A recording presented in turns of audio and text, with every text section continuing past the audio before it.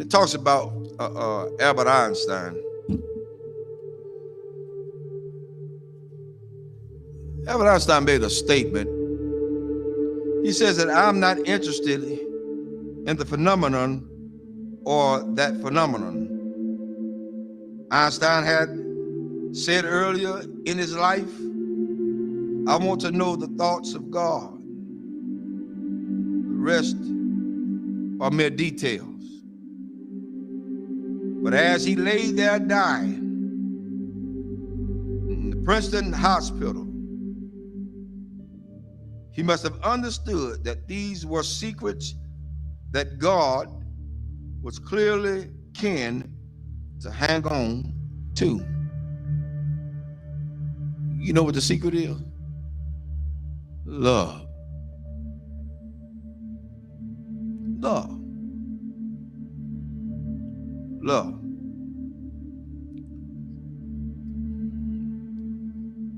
I'm going to share something tonight with everybody, and hopefully it'll hit close to home. To understand the mind of God is to understand the power of love. God is love. 1 John 4:8 says that God is love. Without love, there would be no forgiveness. Without love, there would be no structure. Without love, there would be no mercy. Without love, there would be no kindness. Without love, everything else would go completely out the window. I learned this week. Took some people to let me know that I was still hurting. And I'm gonna let everybody know tonight. This is my reality. Not to slight anybody. A lot of things that I know I hadn't always done right, hadn't been right. But I had an incident this week to wake me up real good. At certain points, we can give our children what we didn't have so much until we forget about teaching them structure. This week, I learned at some point you won't be respected. And that's for everybody. You're not going to be respected because they feel the way they feel. They're emotionalized. They're emotional creatures. Therefore, they don't know. But I did the one thing I thought that I would never do. Turn and walk. That's where I was.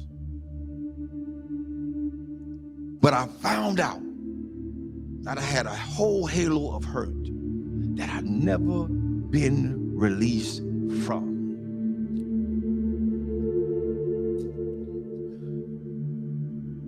My respect factor has never really been known because I never got it.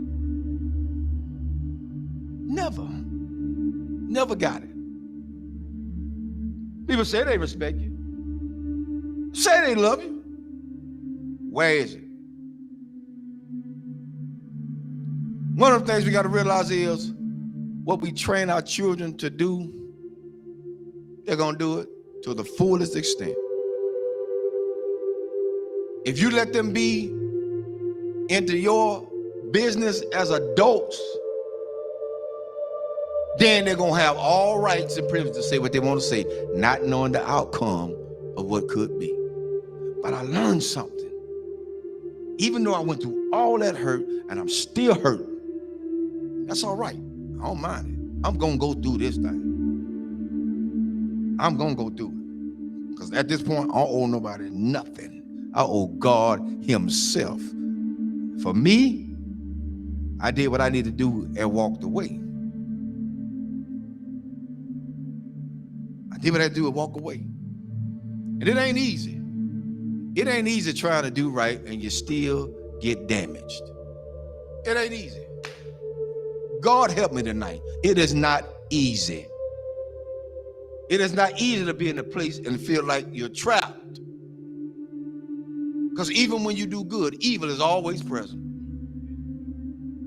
So you have to face the fact. That's why I said a lot of times, I've told people, and I still tell people today, don't hold me up as no God. Because I'm going to fall. And I'm going to make you fall. Don't hold me as no God. I'm going to make some decisions that folk just is not going to like. I'm going to turn over some chairs and some tables that people are not going to even be able to imagine that, whoa, the Reverend did that. Oh, yes, because I'm human.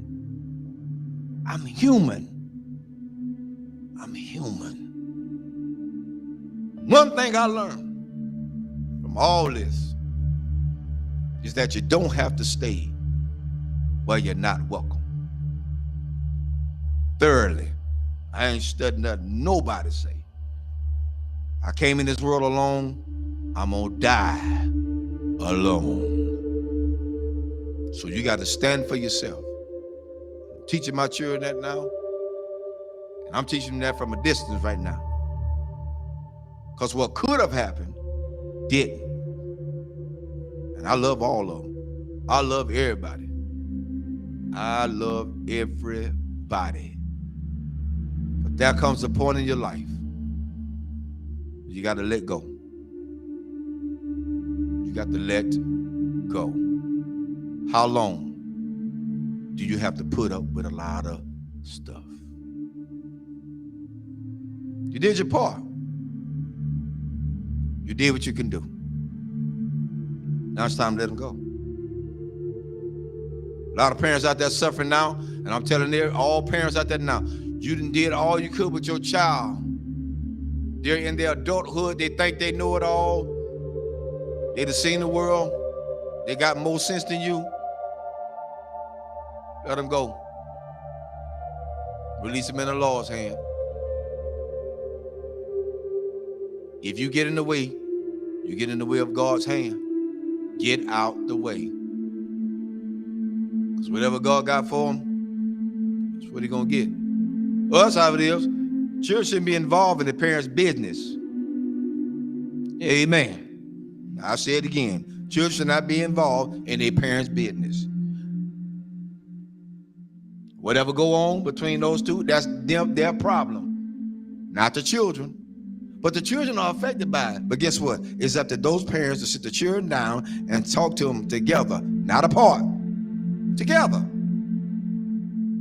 Together. You want to stop a whole lot of confusion? Talk about it together.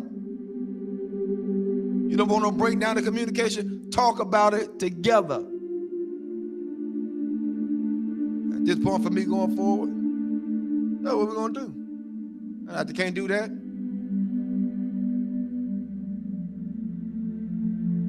I ain't playing with them. There's a lot you can do. And God help me. I'm strong as an ox. But the Lord is a protector and a shield from everything. And Lord help me, I got the scars to prove it. Cried many a days. But I ain't got to cry no more. My mind's made up.